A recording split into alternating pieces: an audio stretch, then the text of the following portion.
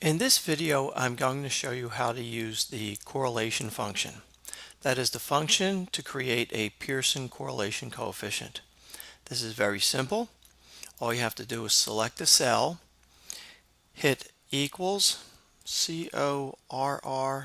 You'll even see that the equation pops up and it tells you that it's going to give you the correlation coefficient between two data sets.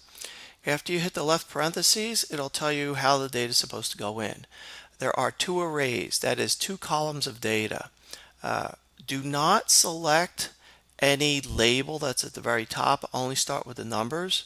And so if you click on that very first data set, you can then drag all the way down to the bottom, or more conveniently, use Control-Shift down arrow. Now the equation, if you take a look at it, after array 1 has a comma. So if you just hit a comma, it'll then start looking for array dataset 2.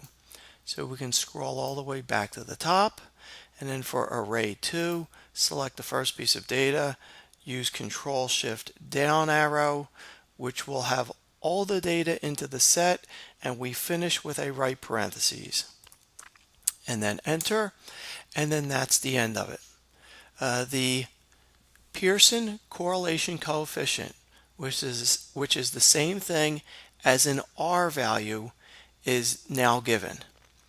And that number will then go into the calculated answers sheet on the following page.